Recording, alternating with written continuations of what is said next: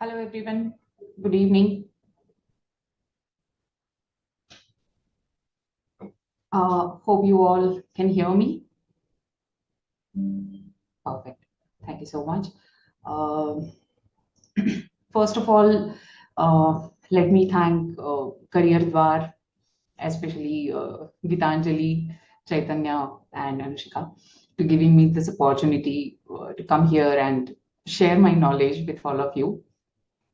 Let me introduce myself first. Myself, Kalyani Joshi. I'm a founder of Sahas Yoga School. We uh, actively work on certifications in uh, yoga. So we uh, facilitate students in certifications in terms of teachers training and degree courses in Sahas Yoga School. Sahas Yoga School is affiliated with International Yoga Organization. We are external partner of Decathlon, and there are many teachers. Along with them, I have a collaboration with multiple organizations in terms of provide or share our yoga knowledge to the society. Uh, okay, and second important thing, everybody, let me just wish you all that happy mental health day, yoga world day. Um, as we all of us are aware that why are we here today to discuss about yoga for modern lifestyle. Um, Let me just tell you this story first. Me, myself, I practice yoga since childhood. So, my dad is a yoga teacher, and I was almost 5 years old when I started my yoga practice. Um when I was very young, and uh, my dad used to teach yoga. Those days, I used to practice yoga just because he's forcing me, and just because he is practicing and he is teaching people, I also used to practice along with him. I was very young to understand the meaning of yoga. Thanks to him that he impart few skills and few knowledge into me to understand and to develop the interest of yoga. But I could never understand the meaning. Even I did masters in yoga and I did multiple certifications, multiple courses. But still, to understand things, it was very difficult. It says that until you don't face any difficulties or until you don't face any trouble in your life, it's difficult to understand what is important and what is not, what you should avoid and what to uh, indulge and what to adopt in your lifestyle. Uh, During my pregnancy, I mean, I am a 10 years old mother.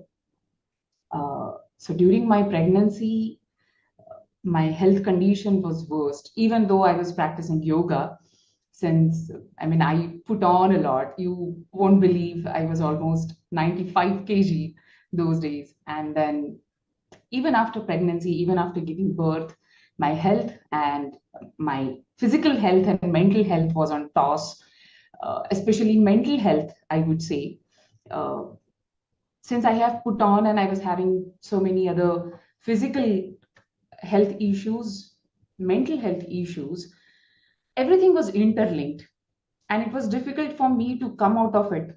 On what do I need to work before? Do I need to work first? What should I do? How to do? Uh, the I mean, I would say to go more into detail that my skin, because of obese and because I was overweight, the dark circles and my the complete health was on toss. That time, I actually started learning theoretical part of yoga. I started understanding the meaning behind my own practice. You won't believe, only with the yoga practice and adopting the yogic diet, I started rectifying and started improving my lifestyle from my behavioral pattern, my thought process, my health, everything. And then it's not only about working out or practicing yoga poses and all, but then study pranayama practices, yoga asana practices, understanding the meaning behind it. And within 3 to 4 months, from 95 kg, I came to 58 kg. Once, it's not about reducing my weight, and it's not about look how you keep yourself fit or in a shape, but you have to rectify your lifestyle when you feel that things are going out of your hand. Same, it's only about me, that what I'm facing problem and what I have come through, but everybody in their day-to-day lifestyle, we all are facing some or other problems. What I wanted to suggest, yoga should be the part of your lifestyle.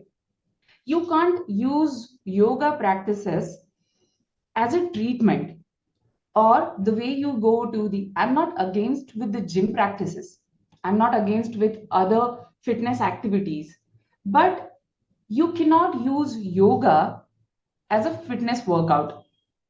It's a lifestyle. I would say every human being should practice yoga the way we brush, the way we take a bath, the way we have our food, our daily rituals and daily practices, what we follow in your day to day routine. At least 10 minutes should be there for your yoga practice, because it's a lifestyle. It purifies you from in and out. And I would suggest that you can't survive without brushing your teeth. You can't survive or you can't stay without bathing. Then how can you survive without cleansing your internal system? Again, I'm talking from your mental health to physical health. Mental health, your nervous system, your brain is also a part of your body. You have to work on that. And it's very simple. Nothing but you will have to follow a mindful diet, your mindful behavioral pattern, your thought process, and your fitness, physical health. We are so blessed that our ancient practitioners and sages have given us such a beautiful path to follow. People I have seen, because in my yoga journey till now, I have taught almost thousands of students, and I have seen they use it as a fitness activity. They never understand the practice, what exactly they are doing. Yoga classes, regular yoga classes, you practice, but you don't know the meaning, what are you exactly practicing. Then go to the gym, go for running. That is also therapeutic practice. But yoga, every single asana, every single pranayama practices has meaning behind it. Not only physical benefits, but psychological benefits, improve your emotional strength, emotional health, physical, all. Once we start practicing yoga, once we start understanding the meaning of yoga, you start manifesting things towards the positivity. So I would suggest that add yoga practice. It just takes 10 minutes. We spend our time in social media or mobile or just scrolling things and searching other things more than 10 minutes, more than 15 minutes, definitely. Why not to give 10 minutes for yourself to understand the real meaning of you? Why not to spend at least 10 to 15 minutes to find out the peace within yourself? We call it me time. Me time. In a day, we need me time. What is me time? Sitting alone and playing in the mobile? Sitting alone and watching movie? Or listening some music? Me time means just be alone without taking any support of any gadget, any book, any person, any materialistic thing. If you can survive in one room, or even if there is a lot of noise and disturbance around you, if you can keep yourself consciously, if you can keep yourself alone without any gadget, that is called me time. That is called, uh, I would say, purely intoxication of your own mental health. Now, I have seen many people, they practice on their own, sometimes on YouTube channel, they follow a particular channel and practice. Um, few people, they go to the yoga classes, regular yoga classes where they go, whatever teachers are teaching, they practice pranayam, yoga asana, meditation, they come back. We don't know when we say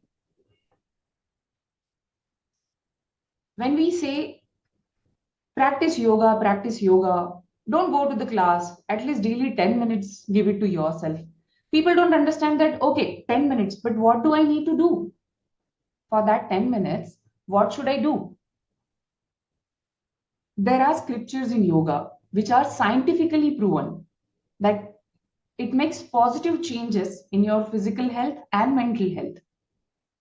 It has given proper, I would say, 8 limbs or a proper staircases to follow the practice. In yoga, we call it Ashtanga Yoga. Whenever we practice yoga, people ask me that which form you use. Ashtanga Yoga, Vinyasa Yoga, Hatha Yoga. Form doesn't matter. What is the meaning of that? Practicing formations are different. Ashtanga Yoga are 8 limbs which purifies and which keeps you at a better place from your behavioral pattern till your physical health, everything. So in that 8 limbs, there are very important first 2 limbs or first 2 staircases are very difficult to follow or to inculcate in your day-to-day routine are called yama and niyamas. So yamas and niyamas are, one is self discipline and the second one is social discipline. Self discipline teaches us many things. So in those, again, yamas and niyamas, there are multiple things: ahimsa, satya, asteya, brahmacharya, kshama, dhritihi, forgiveness, kshama, forgiveness. Forgiveness, forgiving someone is not to please someone or not to forgive someone. Forgiving someone means removing the burden from your own shoulder. You feel happy, you come out of the guilt. That is called kshama, ahimsa, not to hurt someone. Those are very simple things. I totally understand that in this modern lifestyle, follow these rules are difficult. But reading things, understanding and be aware about your own self, and simple rule what me personally follow is what is right and what is wrong. Understand these two things and ruthlessly follow that. Niyamas, social discipline. You are responsible for the society. You have responsibilities towards the society. I don't say that all whatever 10 types are there or 10 different sub parts are there in niyamas and you're supposed to follow that, charity and helping people or whatever it is. But till some extent, follow this. After yamas and niyamas, then actual process start, which you're supposed to practice in your day-to-day routine. I don't know how many of you practice yoga, and if you're taking somebody's guidance or practice on your own, most of the yoga classes I have seen, they start from pranayam, right? Meditation, 2-3 minutes, aligning your breath, and then omkar, chanting, and straight away they jump for pranayama practices. No, 8 limbs or the traditional ancient practice of yoga says that First, you're supposed to practice asana, then pranayama, and then meditation. There are different reasons and multiple reasons behind it. Asana practices stimulates the blood flow throughout the body. It relaxes your muscles. It activates your system. Smooth, subtle blood flow to your brain and to the system. Once you practice asanas and postures, your lungs get open up. Capacity of holding your breath and retention and the length of inhalation and length of exhalation improves and increases way better than practicing before asana. So why I'm telling this step, because if any one of you are planning or thinking to practice on your own, follow this simple. Again, I'll explain you which all pranayamas are easy to practice on your own, even at home without joining any class, and why. Now, these days, people started practicing therapeutic yoga. And people ask that what is therapeutic yoga? Therapeutic yoga, when you practice particular pranayamas, particular asanas, and meditation techniques for on specific problems, specific health issues. Insomnia or anxiety. Some pranayamas are actively work on your these particular problems. Some asanas are there which are predominantly work on subtle flow to your brain or to your nervous system. So when you practice particular kriyas in yoga, that is called therapeutic yoga. It's good to treat yourself, or yoga teachers, they give treatment through yoga. But if you don't have, thankfully, fortunately, if you don't have any other problems in your practicing yoga to prevent your upcoming health issues, you should know the simple meaning of what is the meaning of pranayama. I'm going step by step. So first you're practicing asanas.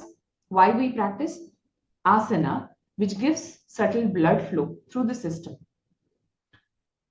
A proper supply of oxygen and removing the carbon dioxide, toxins from the body. A smooth, subtle blood flow through the system give proper strength to your system. I'm not talking only about women, but majority of women have facing the problems related to menopause, PCOD, PCOS, problems to conceive. There is no any other problem. It's just that system is not getting activated. There is no proper blood flow. Your routine, these days we work in corporate and prolonged sitting on the chair. Systems are not getting any movement from your excretory system till your nervous system. There is no movement. And that's why as yoga says that we have every system and every organ has emotions and smart memory. Since it is not active, it forgets how to work. Yoga exactly work. Asana, I would say. Definitely yoga is beyond postures, but you can't avoid that asana practices is a major part of yoga. But don't practice yoga asanas to reduce the weight or to give yourself shape. No, you do any physical activity. Go for walking, go for running, do cycling, swimming, yoga, gym, whatever. You're going to burn the calories, that is for sure. But yoga, where you majorly work on your system, whichever asana you are practicing, instead of focusing on your muscles, oh, my muscles, my hamstrings are stiff. No, my hands are shorter than my legs. I'm not able to reach. Don't think only about your physical body. Don't think only about your Annamaya Kosha. Go beyond that. Virabhadrasana, Anjaneyasana, whatever asana you are practicing, pay attention and concentrate on the system. Warrior pose, Virabhadrasana, you are practicing. Consciously, you're supposed to focus on your respiratory system. Go inside. Matsyasana or any abdominal twisting pose you're doing. Focus on your digestive system. Don't focus on the fat of your abdomen. It is anyways will burn. So yoga asana postures, what we practice to work on your system. Simple. Brain, blood flow. Whenever you bend forward bending poses you are doing, think about that blood flow. I'm supplying the blood flow to my brain, to my respiratory system. Whenever you bend forward, think that you're working on your excretory system, your reproductive system, external part. Because what we say, yoga has a slow process, slow progress. That's why many people don't practice. अरे बहुत boring है यार. It won't work. नहीं यार. I'm not somehow enjoying yoga practice. It's a slow process. It starts working from inside. Purification, stimulation, subtle blood flow. These things happen first when you practice asana. When you are not working on your asana practices, how can you work on your fat or the shape of the body? First, give shape to your system, your organ. That is asana. Then pranayama. Pranayama, people call it breathing techniques, breathing practices. That is not breathing technique. Pranayam. Pran, vital force, your energy system. Yam means control. You getting the control on your own energy system is called pranayam. Of course, it is scientifically proven that it works on your physical health, but it majorly works on your mental health and energy system. It is difficult for people to believe that there is an energy system, or beyond physical health, there is something. We have some energy, spirit, Shakti. Again, misconception, misunderstanding between religious practices and spiritual practices. People run away from yoga because they think that this is religious practice. No, huge difference between religious practice and spiritual practices. Spiritual practice, when you work on your spiritual energy, spirit of your own self. Pranayama, subtle blood flow. Anxiety, insomnia, depression, lack of concentration, lack of confidence. It actively works on all these issues. Brahmari, practicing Brahmari pranayama, it gives rigorous vibrations to your blood flow inside the body. And those vibrations makes you calm down, settle down, which can help you in terms of insomnia. Nadi Shuddhi pranayama, or people call it Anulom Vilom. There is a slightly difference between Nadi Shuddhi pranayama and Anulom Vilom, where in Nadi Shuddhi pranayama, we hold the breath. We lock our nostrils, inhalation, and hold the breath. Whereas Anulom Vilom, it's a continuous process of alternate breathing. It gives you, again, subtle blood flow and a good flow of prana, or I would say a good flow of vata, air, oxygen to your brain, which again makes you calm and keep you always awakened, keep you always aware with the movement. It can improve your concentration. ADHD is the biggest problem these days I have seen. Doesn't matter what age you have. Kids, adults, old age people, But ADHD is the biggest problem. Sudden switch, can't concentrate on one thing for more than 30 minutes. I think it's too much. 30 minutes are also too. For ADHD people, hardly 5 minutes, 10 minutes, and they feel like to. It's not that they feel like to. It gives pain to them to hold on particular thing for longer time. The brain just ask them to just come out of it and switch the moment, switch the activity. Pranayama practices, yeah, definitely work on your pranic energy for sure, but the physical changes and when major changes, positive changes happen in your sympathetic and parasympathetic system and giving signal to your nervous system has a major change. These all problems we always face. I have seen students, they hesitate to tell their mental health issues. I have anxiety. Can't even express, can't even tell that what is the exact problem. Brain or your nervous system is also part of your body. Brain is also part of your health. And the way your other system can can create a problem or face some issues, your brain or nervous system can also face. But there should be a proper steps to practice it. This is the pranayama. High BP, low BP, Brahmari is the best pranayama.